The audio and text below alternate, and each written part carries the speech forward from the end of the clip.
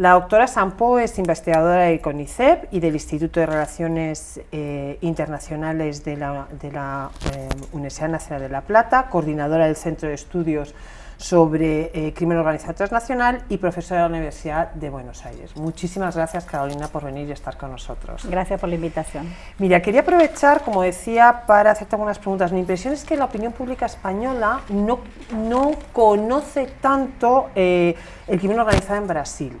Y mi impresión, tú nos aclararás ahora, es que el volumen del crimen organizado es tan grande como el país y también muy poderoso, ¿no? Me gustaría, por tanto, que nos centráramos ahí considerando publicaciones que incluso tienes aquí en el Cano, en el Observatorio de Redes Criminales y Tráficos Ilícitos, y que pudiéramos ver algunas de esas ideas generales que han articulado estas publicaciones. Por ejemplo, se me ocurre preguntarte cuáles son las principales redes criminales y cuál es su principal actividad en el Brasil. Bueno, efectivamente, como vos decís, la dimensión que tiene el crimen organizado en Brasil es mucho más grande de lo que se cree cotidianamente. A veces hay un cierto reduccionismo a pensar que en Colombia y en México exclusivamente hay grupos organizados importantes. En el caso de Brasil, en los últimos 10 años, 5 años específicamente, se ha montado un fenómeno de dimensiones enormes, a punto tal que a veces pensamos que este paradigma, digamos, de los grupos organizados fraccionados que se ha visto a lo largo y a lo ancho de todo el planeta, puede verse revertido por el crecimiento de las organizaciones criminales brasileñas. Hay 3 básicamente. El primero, Comando da Capital, que es la más importante, que hoy por hoy, que surgió en San Pablo, pero que hoy por hoy tiene fuerte presencia en los 27 estados de Brasil, incluyendo en la capital, pero además se ha expandido a los países limítrofes. Tiene muchísima presencia en Paraguay, donde maneja el tráfico de cocaína y marihuana, en Bolivia y alguna en Perú. Después tenemos al Comando Vermelho, que es como la facción que está enfrentada directamente al primer Comando da Capital, que tiene menor influencia, que es de la zona de Río de Janeiro, pero con el que se enfrentan continuamente por diferentes controles territoriales, ¿no? No en todo el país, pero en buena parte. Y en tercer lugar tenemos a la Familia do Norte, que está enclavada en el Amazonas, que es el lugar por donde sale la droga colombiana específicamente. Entonces es un lugar donde de alguna manera hay una lucha por el control de las rutas que tienen que ver con la salida de la cocaína. Y volviendo al inicio de tu pregunta, el negocio más importante del crimen organizado en Brasil hoy es la droga, aunque no es el único, ¿no? Hay otros negocios como puede ser el contrabando de bienes, el tráfico, la trata de personas, digamos, incluso el tráfico de recursos naturales que provienen del Amazonas en muchos casos, pero el más importante sin ninguna duda hoy es el narcotráfico.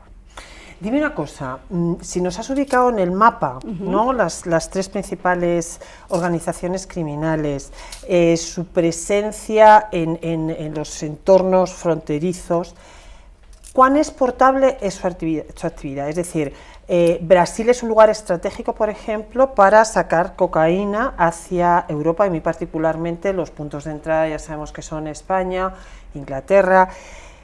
Bueno, ¿qué papel están jugando ellos? ¿Cuál es la ruta que más se emplea? Se habla mucho de la ruta que iría desde Brasil por África, Sahel, hasta llegar al norte de Europa. Cuéntanos un poco, porque esos espacios supuestamente estarían copados antes por colombianos. Todo esto es muy incierto, exacto, ¿no? Estamos suponiendo más que llegando a certezas. Pero ¿cuál es tu visión respecto a esta cuestión? Bueno, el primer Comando da Capital, que como decíamos es la organización criminal más importante de Brasil, y yo me animaría a decir que de Sudamérica por esta proyección que tiene hacia Perú, Bolivia y Paraguay, tiene tantos problemas dentro del mismo Brasil por el control territorial. Hoy por hoy controla el sur del país, es decir, la ruta de la droga que sale por el puerto de Santos de San Pablo. Claro. Pero tiene o intenta acceder a la ruta del río Solimões, que es la ruta del río que saca la producción de la frontera de de Colombia con Perú. En esa zona es donde están las mayores peleas por el control de las rutas con la Familia do Norte sobre todo. Entonces, como ha encarado esta expansión territorial de tal manera, se me hace difícil pensar que abre una puerta a un nuevo horizonte que podría llevar a contiendas con otras organizaciones criminales. Incluso información que hemos recabado durante el trabajo de campo hace pensar que las organizaciones criminales brasileñas llegan hasta el puerto y que desde ahí serían otras organizaciones de mayor envergadura, probablemente las mafias más antiguas, las que se encargan del traslado, ya sea a través de África en triangulación hacia Europa, que de acuerdo a Europol el 30% de la producción de cocaína digamos que viene de Sudamérica, entre Europa vía África o directamente hacia Europa por los puertos que vos mencionabas antes. Ya.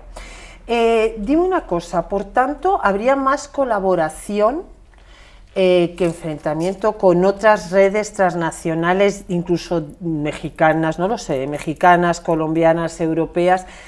Lo que quiero decirte, y si pudieras expresar hasta qué punto, esto se trata de una auténtica red, ¿no? Que más allá de, no se trata tanto de que la red, en este caso la organización brasileña, llegue a cualquier parte del mundo, sino que se integre en una red que es capaz de llegar al resto del mundo. Bueno, esto, como vos bien decías, es muy de suponer, uno no tiene certezas de cómo funcionan estas redes, pero sí hay una cierta certeza de que el Primer Comando Capital funciona como una empresa.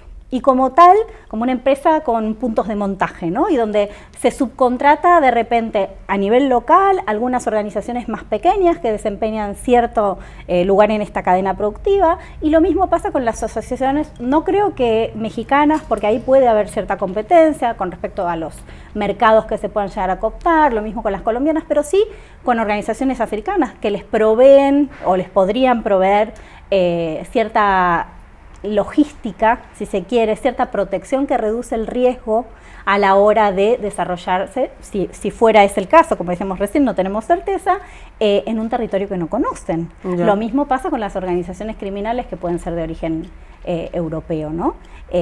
Ahí hay cierta complementariedad más que conflicto, pero me parece que en esta lógica que tiene más que ver con el mundo empresarial, lo que importa es el negocio y ganar dinero. Y cuanto más reduzco el riesgo, más gano dinero. Absolutamente de acuerdo. Una cosa más, en España tenemos conocimiento, ¿no?, del establecimiento de organizaciones colombianas, incluso intentos, no sé hasta qué punto, intentos, desde luego eso sí, de cárteles mexicanos.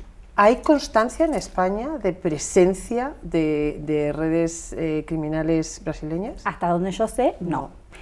Como te decía recién, creo que en el caso de también del Comando Vermelho, pero como es más chico, es menos importante, y sobre todo su proyección internacional, aunque existe en Paraguay y en Perú, es menos importante que la del Primer Comando da Capital, no es lo suficientemente grande todavía. Esto no quiere decir que no vaya a pasar o que no pueda pasar eventualmente, pero al día de hoy me parece que están concentrados en Sudamérica y en consolidar un negocio que les es rentable. Ya.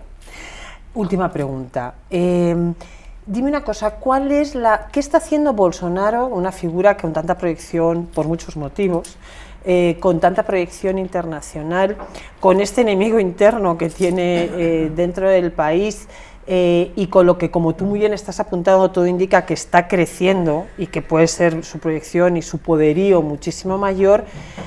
¿Qué hace, cómo está intentando resolver Bolsonaro este problema?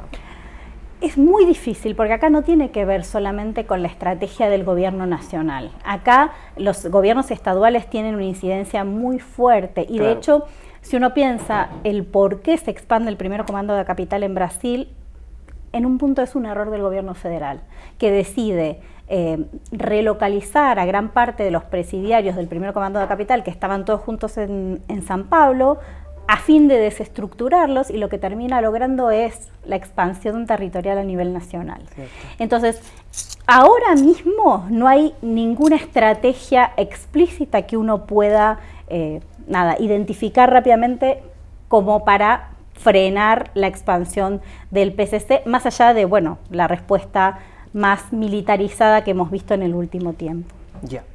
Bueno, muchísimas gracias. Serían miles las preguntas y estoy segura que ahora son muchas más las que te podría formular muchísima gente. Muchísimas gracias por venir.